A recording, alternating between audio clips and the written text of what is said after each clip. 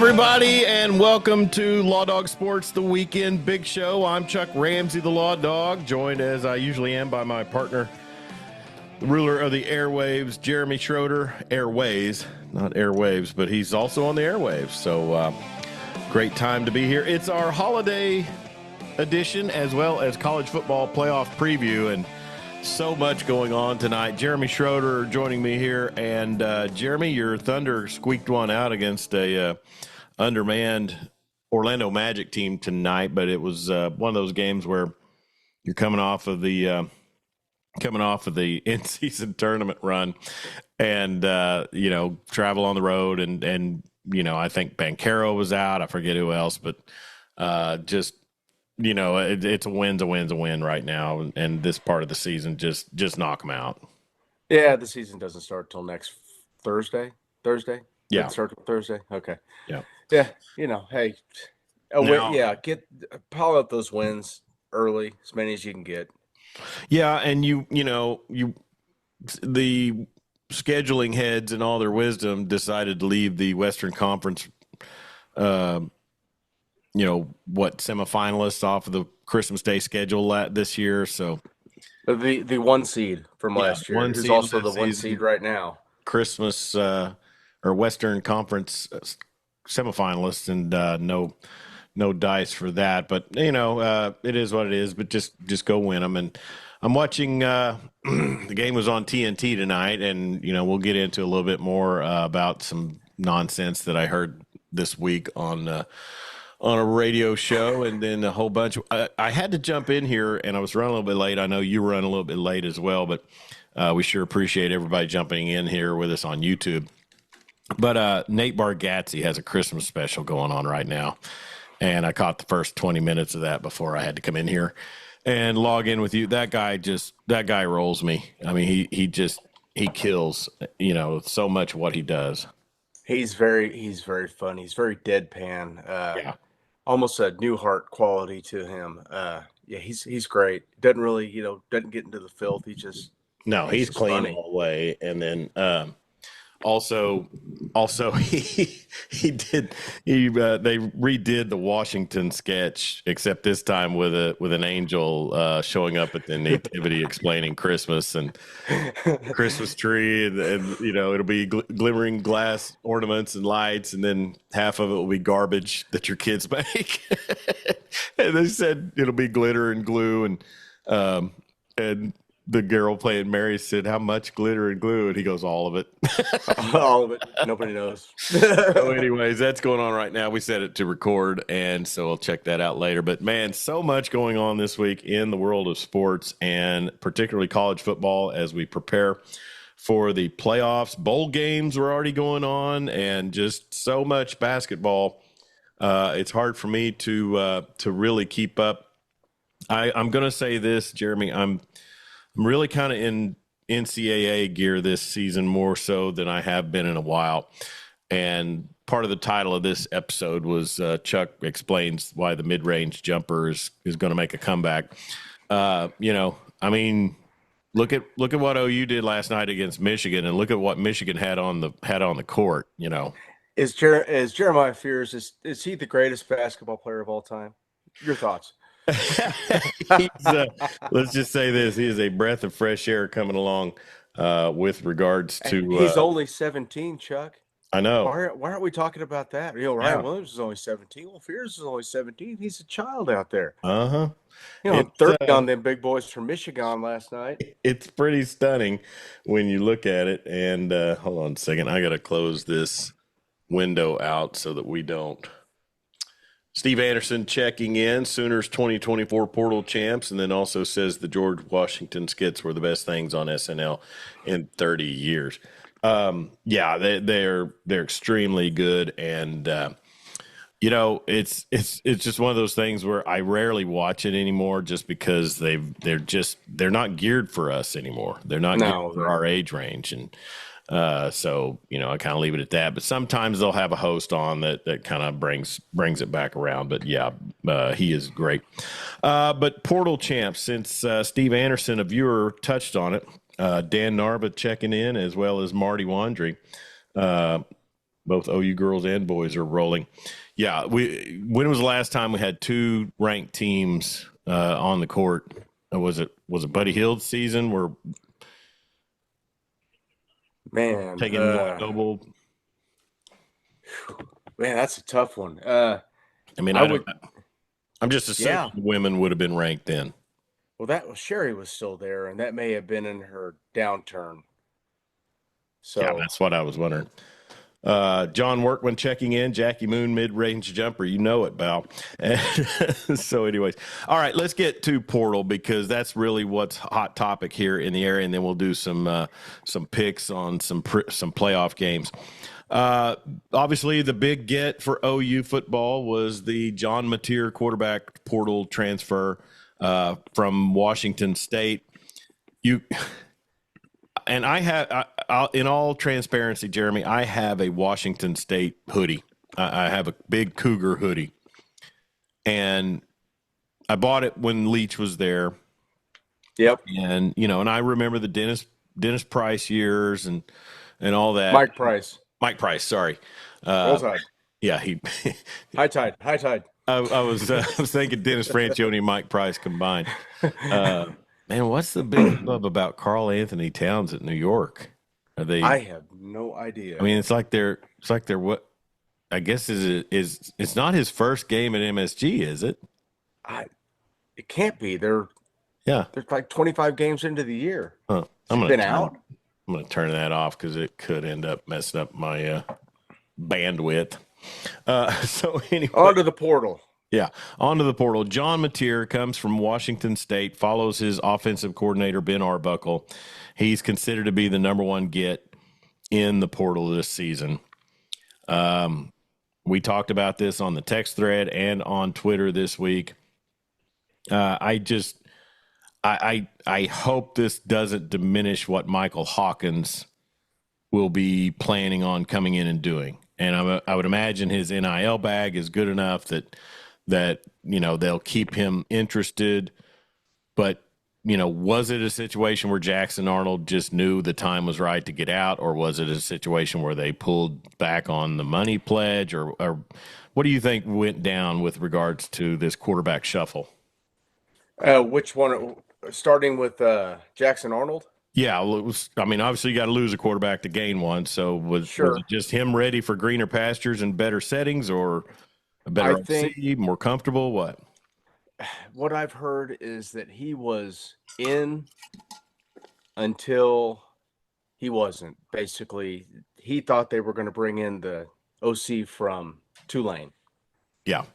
Who runs an offense that's more suited to his skill set. Once that happened, I guess he didn't watch much tape of Washington State and watched Mateer run around like a Baker Mayfield type and, sling it all over the yard. And the funny thing about Arnold is he, jumped right to Auburn, and then Auburn the next day goes and picks up another starting quarterback from another university. So he's going to have competition down there. Yeah, and that's Hugh Freeze all over. I mean, you can't say that's not his MO. So Mateer comes in, and while I understand he led a huge offensive surge at Washington State, followed up Cam Ward, who did great up there as well. I remember after the Tennessee game, you and I talked, and we were here on the show. And I remember after the Tennessee game, and I watched the Aaron Murray YouTube clip, and he broke down the film on both Jackson Arnold and Michael Hawkins in that game. And I sure did like Hawkins's mobility. I sure did like his quick release. I think with time, with some time in the pocket, he was a guy. I don't think it's anything they should leave off of, but No. In this day and time, you just don't know. It's like this, Chuck. Hawkins is super raw. I mean, he needs to gain some weight. He's got the arm strength. He's got the mobility. His mental game, he really needs to work on it. I remember one game he threw the ball away twice on fourth down. Just threw it away. Mm-hmm. No opportunity for an arm punt. He just threw it to the stands. You can't do that. Yeah. Now, if Mateer comes in and he's got 2 years of eligibility remaining, If he comes and has the season they think he's going to have with the guys they're putting around him, he's only going to be here for a season, Yeah, potentially. sure. So Hawkins can sit down. He can learn the offense. He wants to be a Sooner. Every indication, everything he said, he wants to be a Norman. He loves it in Norman. He grew up wanting to be a Sooner. His brother's here. He can have a year where maybe he doesn't have to burn a red shirt. Then he'll have 3 years of eligibility remaining. Sure. And, Yeah. and that's a great situation for him being as young and as damaged as he probably was playing in that god awful thing that Seth Luttrell rolled out there. Yeah. So, and I get it. Obviously, Arbuckle's coming in, implementing a system. Mateer will know it very well. I get all that. It's probably a good quick fix in the big picture. I worry about recruits, not transfer portal guys. I worry about recruits. And because you see this, and I'll say this for Sark down in Austin, you can go pick and choose some portal guys here and there to fill some gaps and add depth and things, but it's those signing day kids. And I understand what you're saying, Chuck, but this is hey, if we don't get this right this year, they're going to replace me. Well, if I'm sure. Brent Venables, I'm bringing in production. Okay. And everybody he's brought in are guys that have produced at their last spot. The Keontez Lewis kid from Southern Illinois, 760 some odd yards last year. Beklinko, the big tackle from Stanford, played every game last year. Yeah. Ulrich, one of the top punters in the nation last year. The other who was the other receiver they brought in? The kid that had been at Wisconsin. He'd also been at UCLA. Lewis. Yeah. I guess the kid from Pine Bluff had 1,200 yards last year. So he had production, like we've talked about time and time again. When we've talked about this, you can find guys to catch the ball anywhere. There's 6 foot, 180-pound guys running all over Texas and catch football. They just got to get guys that can come in and be healthy and be available, which is the best part of their ability is their availability. Giovanni Gibson from Gibson. Yes, I knew it was a Gibson, but yeah. And we've had a little success with kids that have come in from Pine Bluff in the past. Mark Bradley, until he muffed that punt at the 3-yard line against USC, it was looking pretty good. It wasn't just that. That was, but yeah, I get what you're saying. The last wheel off the cart. Stanford, Pine Bluff, Southern Illinois, Western Carolina. I mean, these aren't big D1 transfers. Do you have any hesitation about where they're getting? I mean, are these guys on staff able to see true tape and true ability playing at these smaller schools? Did you see the offer list for the kid from Western Carolina? Now, I think I did see that. He had several, right? Top of the list was Alabama. Okay. So, they're hemorrhaging. So, comments on the YouTube page. John Workman, he had commented. Cleet Jones checks in, says, "Hi guys, good to hear from you, Cleet." Marty Wandry heard on a podcast yesterday that Jackson got $2.5 million from Auburn. I heard that too. And the Auburn fan was not happy. Is the Auburn fan ever happy, Marty? No, not since Cam Newton. No. Dan Narva, nothing wrong with growing up a little since there's money to be made in the college game now. That's very true. And while things are the way they are, I mean, without some sort of, and I hate to use Lincoln Riley's phrase, guardrails. No, it's okay. We've talked about this in the past. We hate free agency in all sports, or we've resisted it for years. Man, isn't the model in pro sports so much better? Well, in every sport but baseball. I mean, you're just a hired gun everywhere you go in college football. Who's got the biggest package? Give me this year. Andrell Anthony just signed with Duke. Yeah. And Duke has lost everybody. And that's after Malik Murphy transferred. Murphy went to Oregon State. Yeah. What's he going to do up there? That guy's got ability. Yeah. You're playing in the Mountain West now, dude. What are you doing? Isn't Duke in one of the better ACC bowls this season? True. But they had Malik Murphy, and Malik Murphy is now at Oregon State. Yeah, but I'm just saying he didn't have a bad season. No. So Mateer comes in, and it will be air raid part due, according to what I'm hearing, seeing, and I think what Think, made me sick about the Mateer thing was, and I'm a victim of watching local news and sports. oh, you watch Dean Blevins. Yes, I did.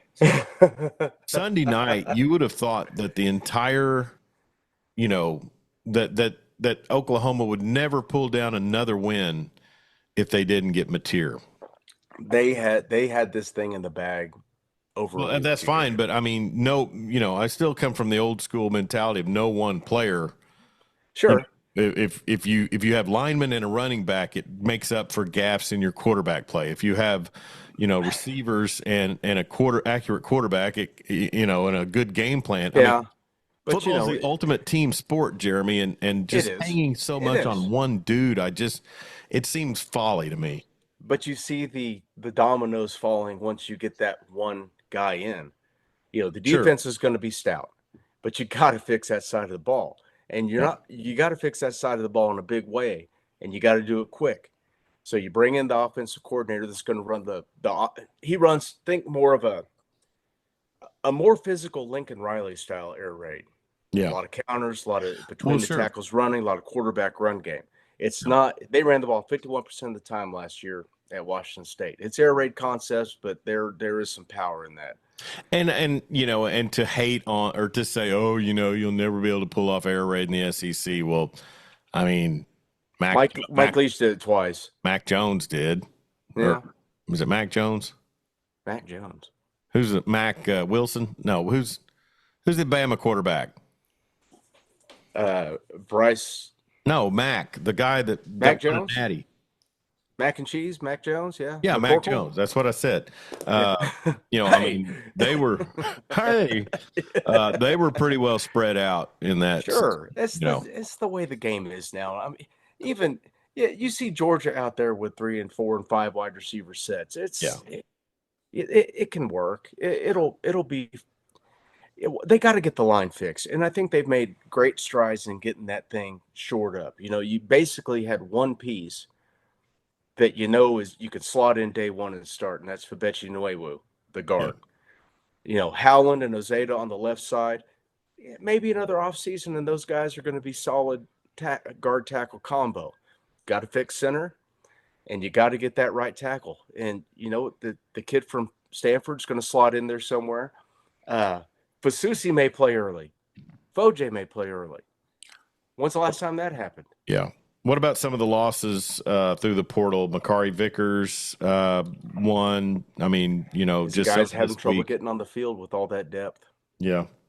Um, I'm not concerned with any of the losses on the defensive side of the ball okay. because they were way down the line depth, like the Champ Sanders kid. He redshirted this year. He didn't really play. Yeah. Who else? Makari Vickers, nice player, couldn't get on the field. What about J.J. Hester? J.J. Hester he played out of necessity this year. That he's a good player. He's just not. I don't know. It just never really clicked for him in Norman. Nick Anderson transfers to Louisiana State University. He'll be teamed up. Is Nussmeier a senior this year? Nussmeier's coming back for another season. Yep. Okay. Yeah, I saw a graphic the other day. Somebody had already posted the LSU availability list 2025, and it just said Nick Anderson out.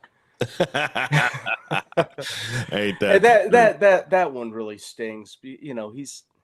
He's an OU kid. made history? I mean, his catch to beat Texas 2 seasons ago or last season. But I will be looking for Michael Boganowski to clean his clock in Norman next year. Sure, and it basically the same schedule, SEC schedule, just flipped home and home. So they'll go to Tuscaloosa, and then Nick Anderson will come here for the final home game of the season, and just a lot of interest and intrigue here. Yep. No, I tell you, I mean, I saw BV last week at a basketball tournament, and he was visiting with CJ Nixon, our star, 4-star, 5-star defensive end edge rusher out of Weatherford. And CJ just saw him and stopped by. BV was there watching his daughter at Community Christian. And, Did CJ play tight end? I had that exact conversation today with one of my former coworkers at the radio station out here. 6'6", 230. It's like my coach used to say in high school. You can't teach that. No. You I saw something extremely interesting today. Hmm. They released a depth chart for the bowl game. Okay, so the only two guys on defense that aren't playing are Stutzman and Bowman, obviously. Everyone else is available, up to and including R. Mason Thomas. Davin Mitchell is listed on the depth chart for the first time this season. Guess what he's listed at? And I don't know if it's a typo, but I about fell out of my chair when I read it. What's that? 6'3", 289. What did he start out at? I thought he was in the 230 range. Huh. Is he eating his way to playing with his hand on the ground a little more? I was going to say. Max Patton check-in said Hester wasn't a loss. After this season, I'll just say this: if there's one room there's one room on the squad that I want to be plentiful now, it's wide receiver, because obviously yes, you can plow through them pretty easily. But you know what? You didn't have to replace much production from this season. No. Which is it just baffles me. And then seeing Andrell Anthony posting a video on YouTube the day he declares for the portal, and he looks like Jesse Owens in the Olympics out there running routes. What is this guy doing? Feeling better than ever. It's a bad look, and it's a terrible. Deion Burke's sticking around. I mean, that's got to be a bonus. That is a bonus, and Jaden Gibson's sticking around. I think the year off will do him some good. He can put some weight on. He's a big old, tall, good-looking kid too. Yeah, and he had production before he got hurt. He did, and Carry-On is listed as a starter for the bowl game. Who's the kid that's? Is he the kid that's 6'7"? He's 6'6", and he's like 230. Okay, he may be eating his way into a into line tight end. Did you? Yeah, we're gonna line up four hybrids. Did you see the tweet that said who's Navy gonna have? Who's going to stop 6'6" Carry-On run and go routes against Navy? Somebody posts a picture of Joe John. Joe John's not even recruiting. No, I don't think he's going to be around after the bowl game. No, I just have this feeling that he's going to. I posted on Twitter after they brought in the Arbuckle's assistant from Washington State. I looked at his bio. He's coached tight ends at 3 different spots. Yeah. And he's just listed as an offensive assistant.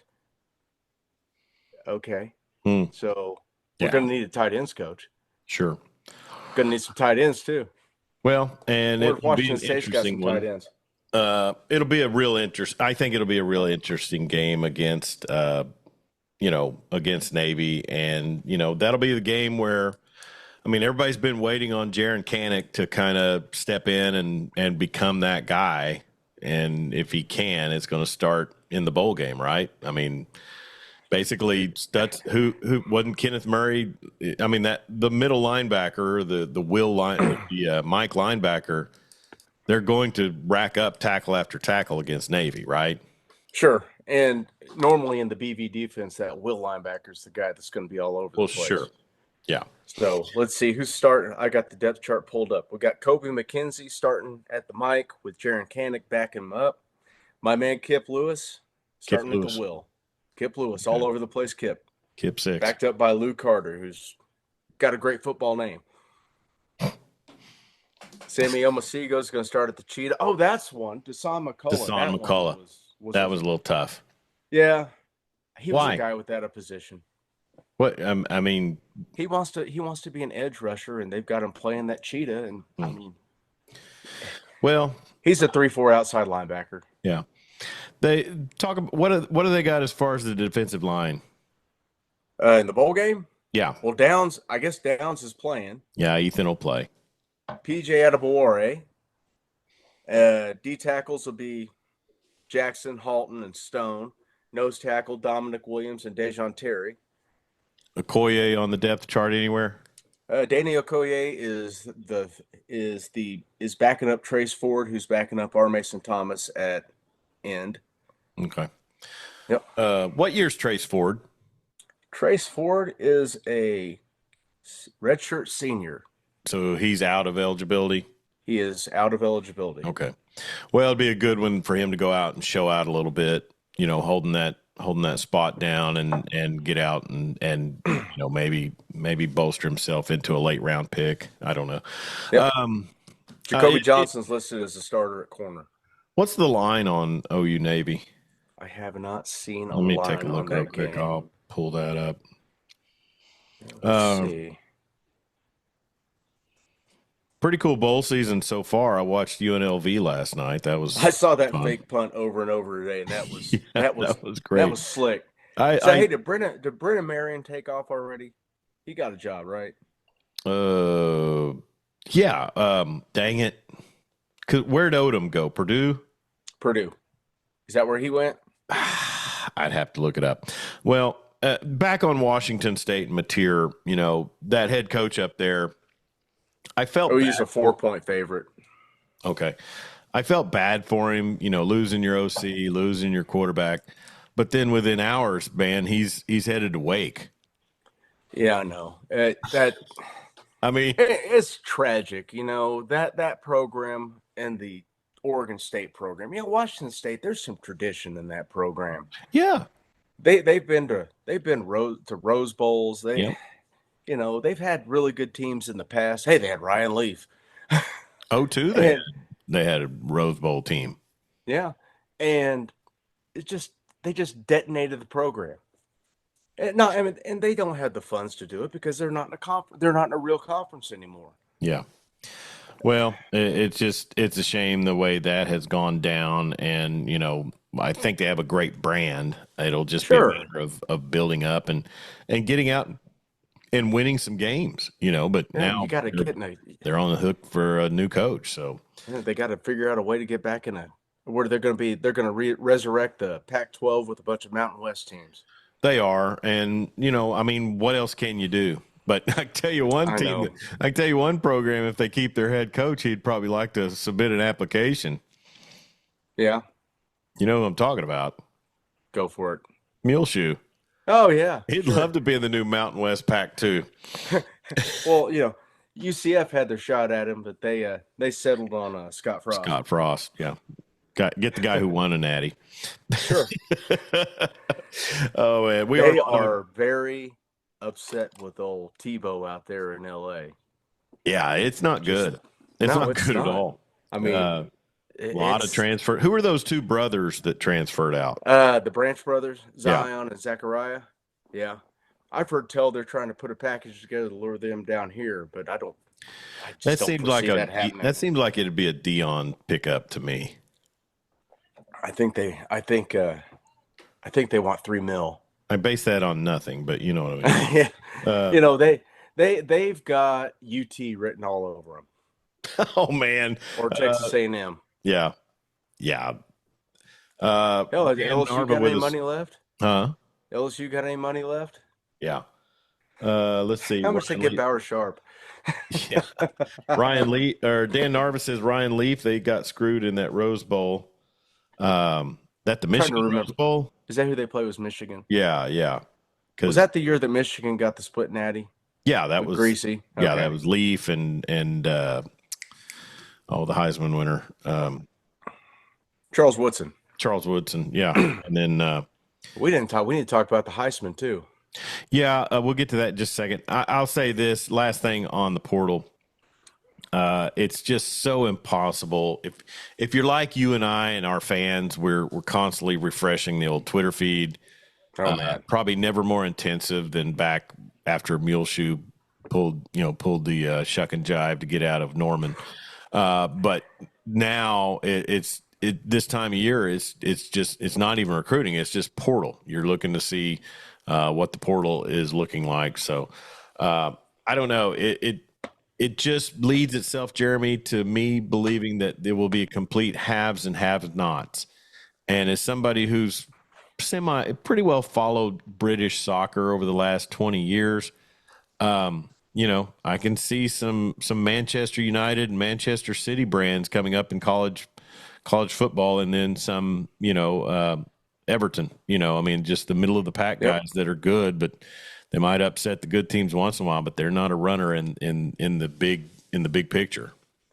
Yeah, you're right. And then you have teams that are halves that try to play like halves nots, and Alabama AD saying they're broke, Yeah, and yeah.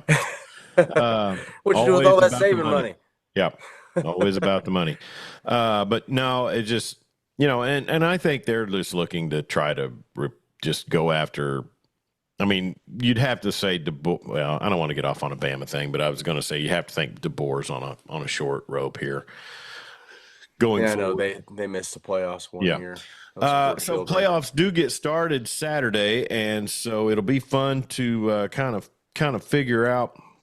So You there know, is one more wide receiver out there that OU's got trying to get their hooks into, and I can't find it now, but he was Mateer's top target at Washington State. So oh, keep an okay. eye out for that. All right. Well, playoffs begin Saturday, and SMU travels to Happy Valley to take on Penn State. I haven't looked at the weather report, but I think there are some systems passing through.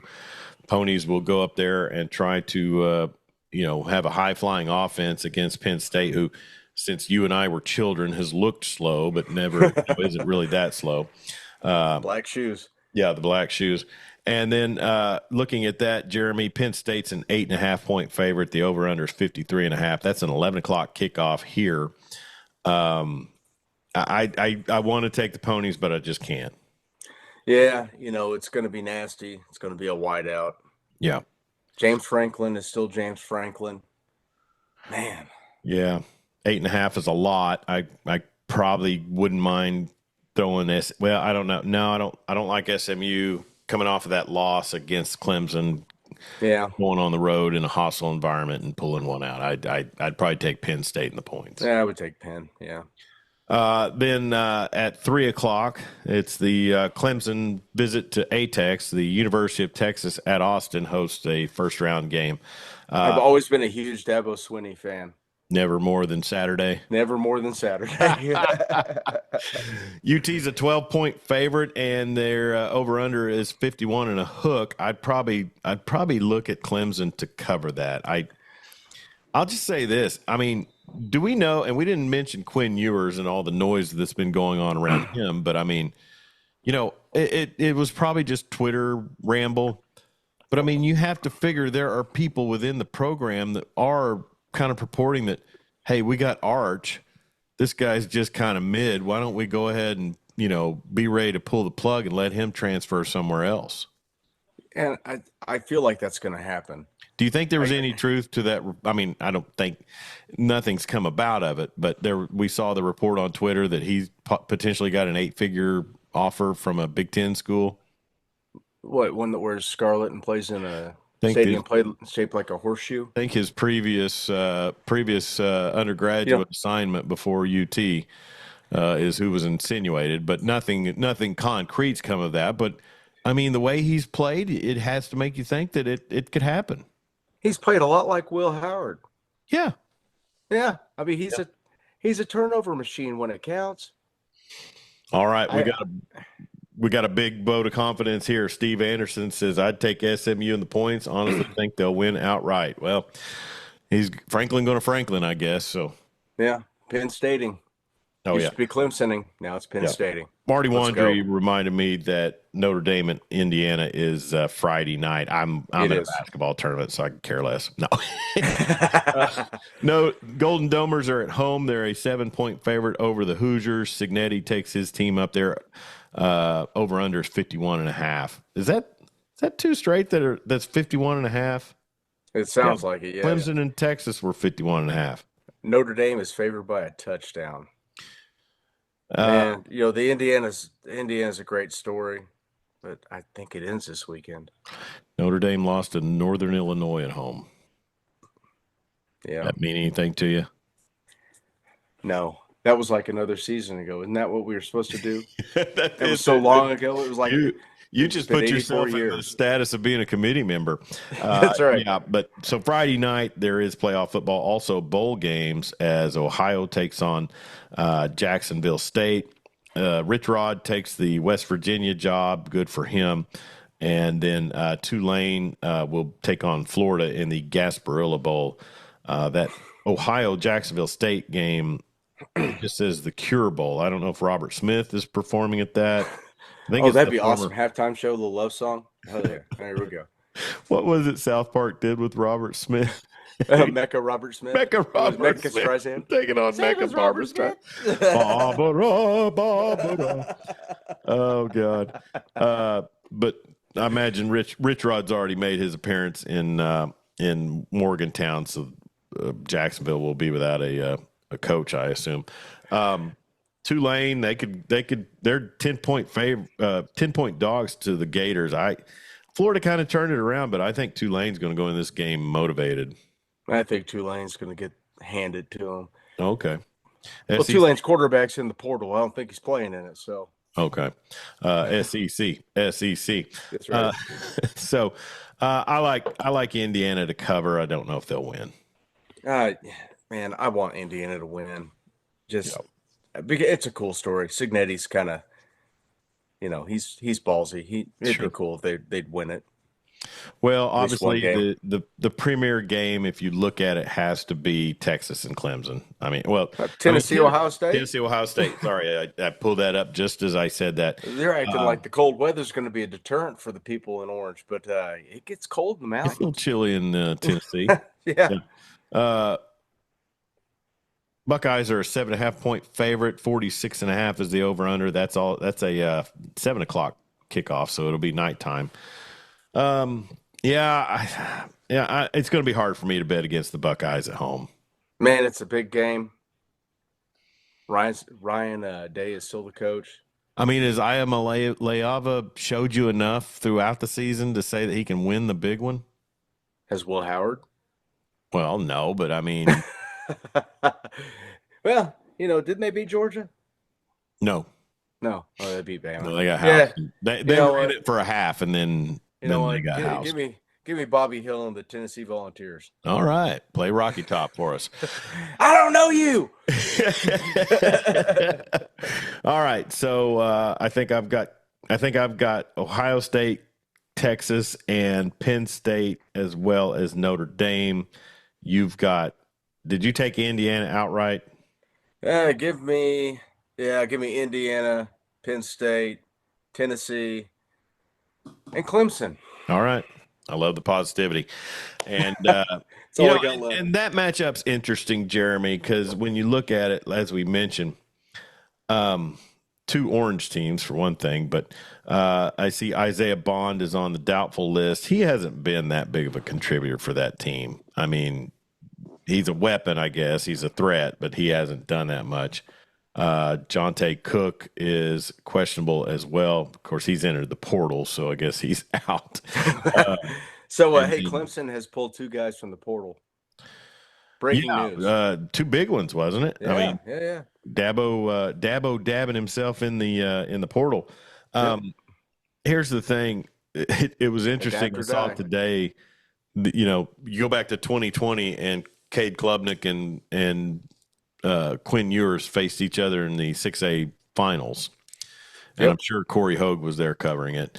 Anyways, Klubnik got the better of him that day. And it's funny, one of Ewers' teammates intercepted pass, that Taffy kid. Is it Taff or Taffy? It could be. Yeah. I think it's Taff. Taffy? Toffee Fay, the great candy. But even in high school, when he's trying to win a state title, he gets picked off. So, Max Patton, give me Indiana, SMU, OSU, and Texas. So, how dare you? Getting his picks in. Hey, we got to remember. I've got to come up with a gift idea for Max for winning the college football pick'em. I assume he was the general. I mean, Patton's generals. Yeah. But anyways. So we'll try to get Max hooked up with some sort of swag of some sort for Lawdog Sports, and great job on the college football pick'em. Now, in our fantasy league, is it is it playoff week coming up? Because I don't have a game this week. Because you didn't make the playoffs. Well, it says take a break, and enjoy clubbing somebody else. Something or other. I finished 10th. Yeah. The top four made the top. What? Let me hang on. Let me go to. I got all matchups. I'm in the consolation bracket, so you got four And I'm teams out. in the playoffs. Yeah. Dang. Why would it say something that stupid then? I don't know. Let's Enjoy see. your first round vacation while others vie for the opportunity to be crushed by you. What does that mean? I don't know. Because I'm in the consolation bracket, and I think I finished ahead of you in the. Okay. I don't know. Yeah, let's see. Let's look at the standings. Yeah, I I'm finished looking at the seventh, and standings. you're at 10th. I lost to MJ Baird this last week by like 4/10 of a point. Yeah, those are That's fun. second. I mean, I would be up there. I'd be at least with the 9 and 6 guys, but Yeah. Well, dropped a couple of close ones. if I could have had squeaked out one more win. Oh Yeah. well. Marty Wandry, I'm in the Final Four. Well, good for you. No, again, Steve Anderson. Yes, it is playoff week. And JP, who's JP? Is that Go Fefe. Cafe? What is that? What am I looking at? All right. Well, That's in reference to a tweet by President-elect Trump several years ago. oh yeah. Yeah. Okay. Nobody knew what it meant. Kind of like a debate with Biden.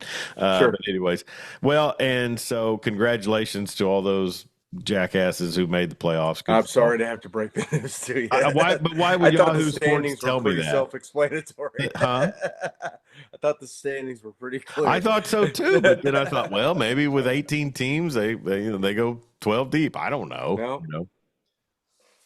Nope. I don't know. I'm struggling this week. I'll just say that. I've got basketball festival tomorrow and Saturday. Tomorrow is at the Trey Young Center in Norman over there on the 24th. And from what I understand, it's not even geared for fans. It's like total AAU gym. And it's just a big open space with just lines demarcated for courts, and I don't know if they hang the tarps up in between the courts or not. Well, I think all the games are. There's no games running simultaneously that I saw. So, but Weatherford's got some tough competition. Then Saturday, it's at the Yukon High School, and so basically that one. What it is, it's a 2-day festival. It's called Sick of Sickle Cell Foundation Holiday Festival. Okay. And normally they would have it at Putnam City West, but Putnam City West had scheduling issues. So this gentleman that runs the festival had to hustle and find a place for Friday, and it ended up being the Trey Young Center. So, anyways, JP says, how about them Sooner Hoops teams? We talked about that a little bit in the beginning. Heck yeah. Man, OU. 3 undefeated teams in the country, and OU is one of them at 11-0. And really, man, Jeremiah Fears, you talk about ice in his veins. 4-point play, hits the big three. I mean, when was the last time OU saw something similar to that? I mean, Buddy hit some big threes, but I don't remember him hitting clutch ones. About the first half of the Trey Young season. Yeah, he was shown to be a true gamer then, and then Big 12 play hit. Yep. Okay.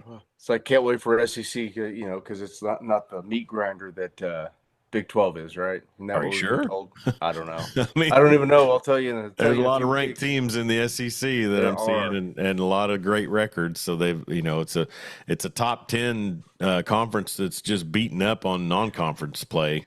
Did you see that sports writer that voted Oklahoma State above Oklahoma in the latest AP poll because he got them confused after OU had just hammered Oklahoma State at the revoke your vote. Just say, how about I take a season off and I'll buy a Street and Smiths and do my homework. Sure. Speaking of having the honor to say, I'm sitting this one out. How about Ryan Leaf, as we mentioned Washington State earlier? Name on tweet gets his name tossed around as maybe taking the Wazoo job, and he comes out and says, I've lost my opportunity to work with young people by stealing their pills. Oh man! Oh It's wow! like, buddy, you're recovered now. Yeah. I mean, unless you just think the temptation will be too strong. I mean, golly, I mean, and then Reddit college football puts out that's more integrity and honor than any college football coaches show. Oh wow! Yeah, Speaking once an of, addict, always an addict, I and I guess. mean, Dang. if you've known anybody who has gotten clean from drug addiction, it seems that talking about their recovery is pretty preeminent, they have to live it every day, and that's the kicker. So, Yeah, and kudos he's to still him doing a for lot of media stuff, so I think he's yeah, probably doing all right. kudos to him for having the self awareness to throw that out there. I mean, that's Oh some yeah. pretty big humility there. Um, So Bill Belichick takes the North Carolina job, and the memes commence as soon as I he love it so does. much. So much taken from Easy Money from 1984, featuring Rodney Dangerfield now, since it's a similar old man on campus. Are But you thinking of Back to School? yeah, sorry, Easy Money was the one that came out before that. Back to This School. was Joe Sorry, Pesci. yeah, Joe Pesci. You know what Was my it, or favorite. was it Bruno Kirby? No, it was Joe Pesci. It was Okay. Joe Pesci. And you know what my favorite part about Easy Money is? When What's they that? go to the restaurant and it's closed, and they show Rodney with a sign in the background that says "Open 23 hours." Oh, it's so dumb. But Yeah. Well, back to school. they just released the Fox and the Hen House on the UNC campus. So Well, I mean, it's just set up. The buyout drops to 1 million after this upcoming season, so it's just set up for him to try to get back in the NFL and hand his boy a job, right? his weird kid Steve. Yeah. Yeah, it's And exactly what it is. what is it that he brings to the table that Mac Brown didn't? He's a year younger. Oh, wow. 72 as opposed to 73. Now, I'll say this. Mac seemed like he was slipping, but you can't tell me that Mac couldn't go seal the deal in the living room still. Yeah, but I don't think Mac had the fire anymore, and it really showed with his last couple of teams. Yeah, that's true. He brought him some talent and some wins, though, and I'll be interested to see if The only thing that bothers me about that is they fired him. yeah, Get him. Just tell him you need to retire. you got to Don't make retire. us fire you. Mm-hmm. Yeah, Let him go out. obviously, Let's give it the appearance of him. He's done so much for that university's football program. At least give it the appearance that he went out on his own terms. yeah, yeah. Mac, I he's mean, like the elder statesman of college football. he put him on the map originally. He did. Yeah. I don't know. It will be interesting to see the day in, day out operations of a college football program as conducted by Bill Belichick. And there's been so much reference to how he's going to act towards student journalists. And I mean, just yesterday, a kid was signing a letter to come play football for him, and he's standing off to the side, and the quote on it said, "Just sign the effing paper already." He couldn't deal with rookies that had money. What's he going to do with an 18-year-old? Oh yeah, yeah, yeah. These starting quarterbacks and receivers are going to have more bankroll than his last 4 draft classes. Well, Not much, but you know what I'm saying. Well, it will be interesting, and we will see, how that rolls down. But to me, I just look at it and say, what else could happen this college football season? I mean, really, doesn't all of this upheaval and all this craziness just kind of lend itself to say Indiana's going to take the title? yeah. And it maybe, someone will grow a brain and say, we really need to maybe hire a commissioner, a Yeah. CEO of this thing. Let's figure this out. This isn't sustainable. We're killing our own product. Yeah, I don't care about NIL. Get the transfer portal under control. Who Put was it caps that on. who was it that I saw? Oh, it's Jared Porter. Okay, hey Jared, you're a fellow Kings or fellow Chiefs fan. Jared Porter, former co-host for a short while on same program here with me. So good to hear from you, JP. But I had to do some digging for that. Here's the thing, Jeremy. And finish your point. I apologize. I'm sorry. Yeah, We've already seen a football program in Washington State just be completely destroyed by this. Yeah. You lose everybody, and it's not sustainable when you're these smaller programs that have basically, like those two programs that were Pac-12 programs are now basically, glorified Mountain West teams. They're, So, they're, they're Go so ahead. speaking of Mountain West, I apologize, but so what does Boise State have to roll in on this deal on? Are they pulling in big NIL? I mean, I saw There's a lot of some. money in potatoes, Chuck. Yeah, I guess Russet is really funding the portal. I guess increase. there's some money up there. I don't know. They've got a salty football program. I saw a post the other day, and kind of listing into the portal. I mean, Texas and Ohio State are at the top, right? Mm-hmm. 20 million in portal NIL funds. Yep. And I tell you something. Here's something for all of our listeners, and I hate to say this with Marty Wandry tuning in, but get off the Tito's vodka. That sorry sucker donates millions to the University of Texas. And if you're an OU fan, you have no business drinking that.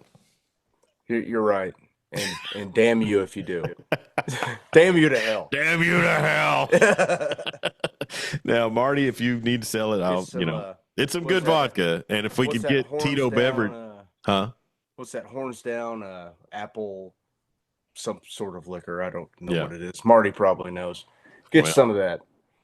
Sadly, and I'd have to check with Marty, the vodka distilleries are prominently in Mexico, in Texas, and I'm sure they're all donating. And another thing, quit going to WinStar.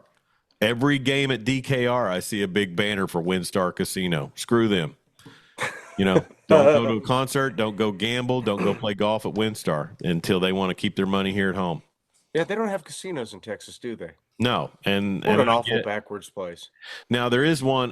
When I used to produce Spurs basketball, there's one in Eagle Pass, and it must have been like some sort of deal on the water or something where they. Oh, okay. Because it was in Eagle Pass, Texas, and right there on the border, and it was a Kickapoo casino. I was like, and right outside of that, there's that yacht where they have the monkey knife fights, international waters. Oh man! Hey, NBA viewership's down, and Colin Cowherd and his little monkey, Jason McIntyre. Yeah, Jason McIntyre, his little, that guy's a clown. What are those little monkeys that jump around that had the organ grinder? A capuchin monkey. Yeah, Capuchin. He reminds me of one of those, just how he talks, just kind of. But he basically stumped for China the other day. Oh, that's good. Talking about inside the NBA, bashing players and teams constantly and being bad for the league, and that's why viewership is down. Not the woke stuff, not the China stuff. Not LeBron. And then Pencilneck says, well, you got viewers in Iowa. And he goes, we don't need Iowa. We got China. I was like, really, dude? Oh. Yeah. I mean, it was egregious. And it's like, you know what? I'm done. I have been. That's the same guy that ripped Baker Mayfield to shreds because he pulled his phone out after the first win they had when the Bud Light coolers opened when he's in Cleveland. Yeah. He's a total chode. And the thing about it is he basically, he's turned me into a McAfee devout now. I mean, and here's the thing. The hell you say? Cowherd, yeah. Connard was taking me to task on it. Cowherd was kind of on in the background for me a lot in the daytime, either on FS1 or on the station that I'm affiliated with out here in Western Oklahoma, because they are a Fox Sports affiliate. But here's the thing. If you're going to roll Cowherd out there, and I think they only give him an hour here. I think they go to Steelman at noon.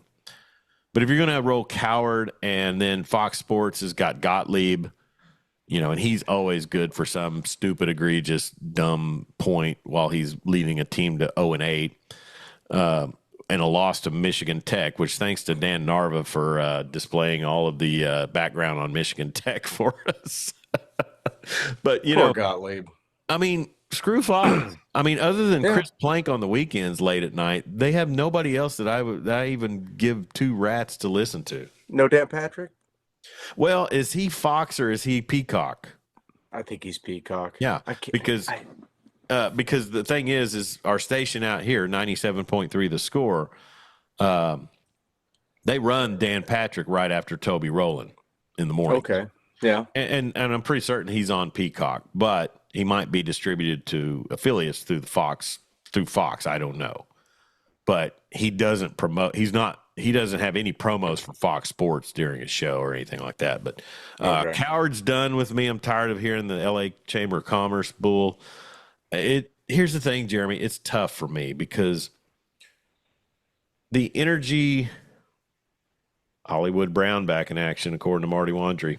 That's right, buddy. Man, we got a lot of Chiefs followers on this podcast. That's right. You, Jared Porter, Marty, yeah, a lot of you, and I'm good either way.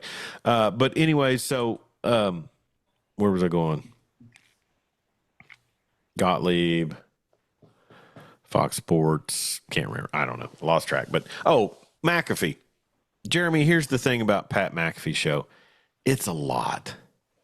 Mm-hmm. I mean, he's a lot. He is. And the editing and the quick camera shifts and him and the energy he brings. I mean, I have loved him on game day, particularly at the field goal kicking contest time. That's must see TV. He's a lot during the picks. You know, I get it. He's playing it up like a pro wrestler, this and that. And I saw him earlier in the week. He was at Morgantown as they were going to get ready for the Rich Rod press conference. Great. But I'm kind of painted into a corner here. Yeah. There's not much left out there, you know. I mean, I can't watch a show where a guy talks about who cares if American viewers, like the NBA, we've got China. I can't. No, that's ridiculous. And I couldn't care less if they broadcast games in China. Oh yeah. I just don't care. That's our game. It's in our country. Who cares? They need to cater to the, dance with one who brought you. Without the US, there is no NBA. Well, and Coward, his whole appeal, any appeal he has is going to be to people our age. Mm-hmm. Nobody under 30 is watching him. Nobody under 30 cares what he has to say, no matter how LA hip he tries to be. And, and so he's just like country radio. They turn on who pays the bills. Sure. Of course. Yeah. That's kind of what we do, isn't it? Yeah. Steve Anderson, other than football in the World Series, there is zero effort in sports by Fox. I'll give him credit. Premiering or profiling and showcasing Gus Johnson is a big thing. Sure. I mean, he's huge. Class, give or take. Yeah. Gus is a fun watch. He makes that worthwhile. Dan Narva laughs and says one high school friend played for Michigan Tech, one coached them long way from home. Dan Narva also says, P.S. the player became a coach later and was assistant for Billy Tubbs at TCU. How about that? Yeah. Was that the Judd Heathcote Michigan State era that was that going on back then? Man. Just a little jab. Billy Tubbs ever had to go coach at TCU. Yeah. It's he followed Mo Iba there, I think. So okay. Yeah. But no, it's I don't know. It's just sports radio has changed. I will listen to Freddie Coleman sometimes in the afternoon. I liked him better at night. Mm-hmm. And then nighttime guys are pretty much, most nighttime guys are on tap. Like I said, the weekends with Chris Plank and Arnie Spanier, that's workable. But, I mean, I would get up in the mornings back when I worked early and have to hear Brady Quinn. Ooh, and gross. And LeVar Arrington, is two pros and a cup of Joe. It was just just awful. That show. Anyways, what else is going on, Jeremy? Thunder fall in the in-season tournament to the Bucks. Who cares? I mean, if you win it, great. They win some money, but nothing of great importance. Just a terrible shooting night. Yeah, really bad just shooting awful. night. Looked like they were kind of falling back into that some tonight against Orlando, but they did pull out the victory. So, great job by the Thunder there to get back on the win streak. Um, it probably showed a little bit that that's a team that's going to have Hartenstein and Holmgren healthy Oh yeah, to win the yeah. West. I mean, especially if well, I mean, if you play teams like L.A., I know they're not any good, but Mm-hmm. Chet really does neutralize a lot of things that Anthony Davis likes to do, and Sure. having him plus, uh, did I say Hartenstein or Chet? Well, Hartenstein out there as well, who's just a rebounding machine. Yeah. It adds so much more, of a dynamic nature to the way they can operate. I mean, Mm-hmm. Hartenstein out there, on the offensive glass like prime Steven Adams. He really does get up and down, doesn't he? Yeah, he's a really good rebounder. I don't know how He's that not a guy's been stiff. such a yeah, he's a journeyman. I don't understand that. Yeah, no When are the kidding. warts in the game going to come out? Because I ain't seen them. Yeah. Thunder shoot 48% from the field tonight. Magic shot 44 from the 3-point line. Thunder shot 32%, 10 for 31. Uh, Magic shot 9 more free throws than OKC did and out rebounded them by 8. So hit the glass and shoot foul shots. It'll keep you in a See, game. and Hartenstein went for 12 points, 12 boards tonight. Yeah. 3 assists, one Gilgeous foul. Alexander, 35 points. Probably not a Mm. great night from Jalen Williams, 11 points, 1 rebound. Yeah, Did you can 7 pretty much assists. pencil 30 points in for Oh, he's the SGA most on steady any thing given I've night. seen in forever, Jeremy. He really is. He's not going to get less than 28 most nights. I mean, Yeah, it's you watch it play, he's like, man, he's not doing anything tonight. And then you look at the stats, she's like, 35 and 5. Okay. well, good for them. As I mentioned, my San Antonio Spurs, or I didn't mention, they are in overtime against Atlanta in San Antonio, tied at 120 apiece. Trae Young with 23 points, no rebounds, and 15 assists. You don't pay him to rebound. No, Wemby with 34 points, 6 rebounds, and 5 assists. He also has 2 steals and 3 blocks. Spurs shooting 47% from the field and 41% from three. Yeah, Trae Young, 23 points. Trey's hitting that spot where he needs to come on home. Oh yeah. He He's is. hitting that spot where he needs to come on home. He's been there since high school. He has, yeah. Let's see. So college football tonight. I know what Corey Hogue's been doing. He's been watching the Sam New Orleans Houston. Bowl. Sam Houston There you State, go. 31-26, soon to be victory over Georgia Southern. How about that, man? This is their second year in the FBS. FBS, and they get a bowl win. That's The last time OU won fantastic. a bowl. Man, shut up. All right, let's work our way out of here. Bob Stoops was a coach, and it wasn't that long ago. Bob Was Stoops, a coach, and it wasn't that Bab. long ago. Hey, everyone knows that. Everyone knows. Got a great record against the SEC. Okay. Perfect.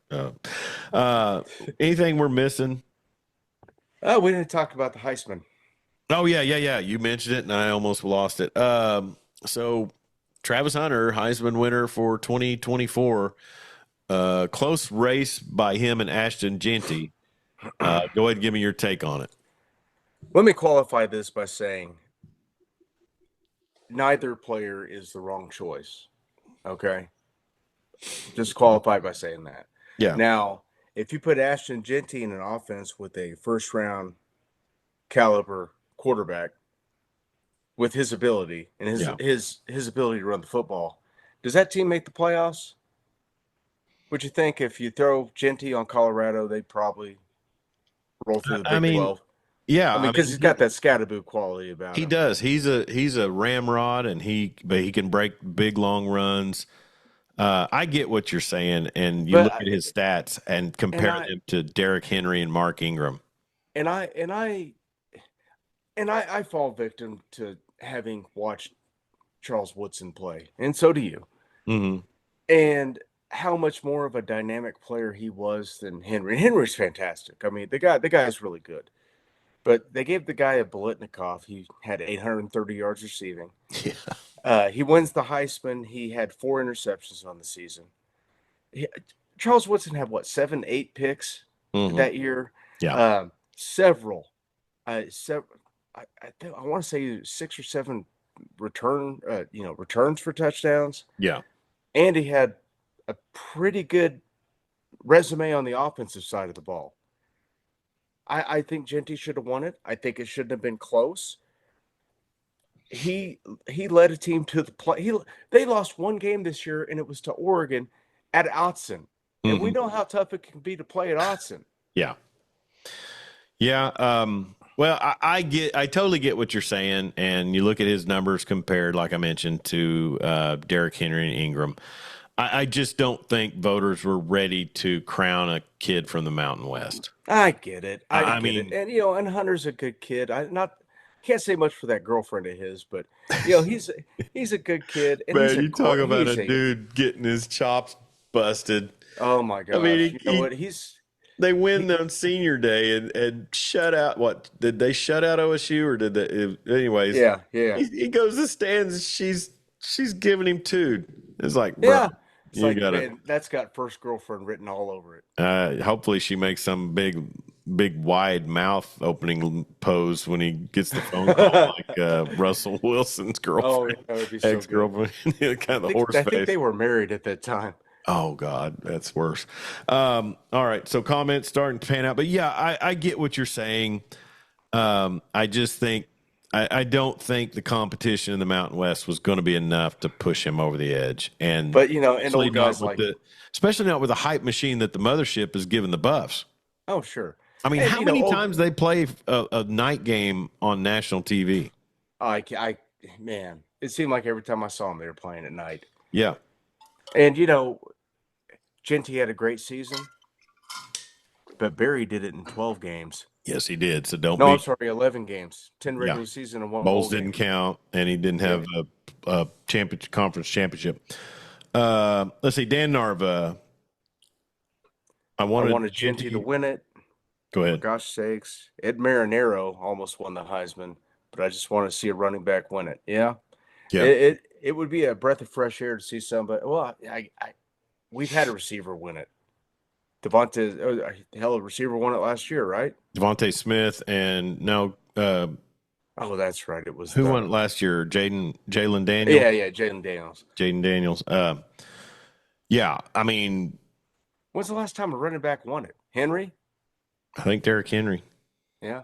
Yeah. And it seems like he's been in the NFL for 25 years. He's had a lot of carries. Mark Ingram was that. I mean, that 2009 Heisman was just kind of a throwaway. I mean, he was just kind of the best guy on the best team. Yeah. And that was Alabama's first Heisman. Yeah, it was because even Joe Willie didn't win one.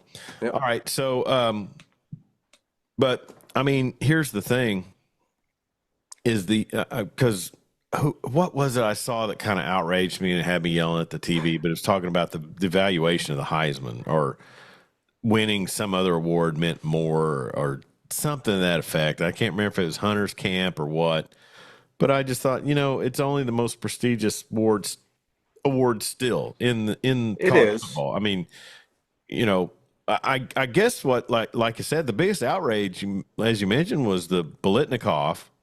Well, as it got closer to it, you started hearing that chirping because they thought there was a chance he might not win it. Yeah. Well, and that comes from a former NFL player that knew how to deal with the media and knew how to work it. And if you didn't vote for Travis Hunter, you could get ice water poured down your back, just like Dion did with Tom Brenneman or who was it? Tom Brenneman. Who was it that he poured water on in the locker room? It wasn't Skip, was it? It was after the Braves won a. Oh, it was Tim McCarver. Tim McCarver, that's who it was. Yeah. All right, so so many things we're going to try to get going in January because we'll only have so much playoff talk and off-season bowls will be over. But two things, Jeremy, you've got to stay on me about this. We've got to reach out to John Moore as we get into January to get him on to talk some baseball and some Rangers. And then also former Oklahoma Sooner Trent Rattery. We've got to figure out a time to get him on. I've talked with him. He just said we need to get him.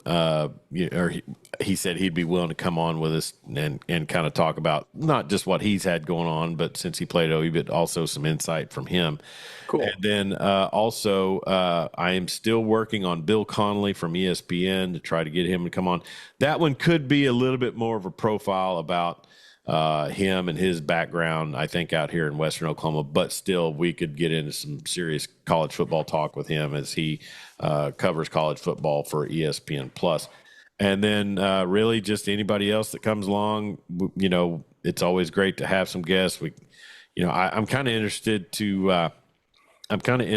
to reach back out to Barry Trammell once the football season's over with, because his perspective on a lot of this portal stuff and a lot of this upheaval and things just shuffling so fast in Norman. I'd really be interested to know his, because he probably hasn't lived through anything like this since Barry getting fired.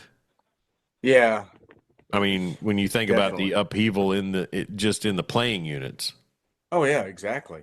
Yeah, but guys couldn't just bail and be immediately eligible then either. Yeah, that's true. I remember, it's funny, Jeremy, you mentioned being eligible immediately. I remember a Texas player back in the 90s, maybe 2000s, Luke Axtell. Oh, I remember him. Transferred from UT and I think to Kansas. And because it was in conference, he had to basically wait 2 seasons, I think. Yep. Oh, he's a basketball player. Yeah, he's a basketball player, a 6'7" kid. Anyways, Dollars Inc. checking in and giving us the hook'em horn. So thank you for tuning in. All right, cash money. Anyways, Kenneth Walker won the Walter Camp in 2021. Dan Narva, so yeah, Kenneth Walker was a great runner. But Dante Foreman was a Doak Walker Award winner, and that was a terrible ass Texas team that he ran for. So I don't know, just award seasons. And how about ESPN going so chintzy on the presentation? You couldn't put together an award ceremony? No, they couldn't. Why? Because the playoffs are so close. It wasn't a debate show. Yeah, that's true. That's what they want. Did you see that they're talking about doing pardon the interruption for an hour? Why? Because they're getting rid of Around the Horn. They run out of ideas. Yeah. They got. How about another sports center? Well, how about some highlights? Sure. How about baseball tonight? How about that? Give me my web back, dadgummit. Well, listen, man, it was great to connect with you before Christmas. I hope you and your family have a wonderful and blessed holiday. And are you working Christmas? I was supposed to be off, but if the government shuts down, I will probably have to go to work. Forgot about that. Yeah. Oh, man. And, hey, let's send out a quick prayer to our buddy Connor Carr, not just with the Arkansas situation, but him and his wife got rear-ended this week in a vehicle accident, and they're fine. But, I know days after something like that, you can be feeling it. So, yeah. Kudos to them. Dollars Inc. says, happy holiday, boys. Is that cash money from your employee? Yeah, that's Cash. Cash Johnson. All right, Dan Narva, one last plug for a local team up here, Fair State, playing Valdosta State in D2 on Saturday. In this one, the Bulldogs aren't the Georgia team. Merry Christmas, guys. Merry Christmas to you, Dan Narva, Steve Anderson. Merry Christmas, guys. Jared Porter, Cash. I forget what Cash is last. Johnson. I had a comment on one of our Facebooks from Cam, our buddy, your buddy. Oh, yeah. Yeah, good to hear from him. Dan Narva, Steve Anderson, Jared Porter, Marty Wandry, Max Patton, and John Workman. Thank you. Cleet Jones, thank you guys for checking in. Man, Jeremy, I'll say this and then we'll get out of here. If not for these folks jumping in and interacting with us, this would be a pretty futile. You're right. It'd just be two guys screaming at the internet. Yeah, two randoms screaming at the internet. Two random guys. Merry Christmas to you, Pally. Hey, Merry Christmas to you. Have a great holiday. Give me a holler. We'll get watch some Die Hard for me this week. Sure. Hey, All right. Christmas can't start till Hans Gruber falls off the top of Nakatomi Tower. That's right. He's Jeremy Schroeder, the ruler of the airways. I'm Chuck Ramsey, the Lawdog. We are here with you weekly. We did miss a week because of basketball tournaments last week, but we're with you on our YouTube channel, Lawdog Sports. And you can also go to our website, lawdogsports.com, find links to listen to us on SoundCloud, Spotify, Amazon, and Apple Podcasts. Also, follow us on social media, Facebook, Twitter X, and Instagram. Have a great holiday and Merry Christmas to you all. Enjoy the playoffs. We'll talk to you real soon. This has been Lawdog Sports.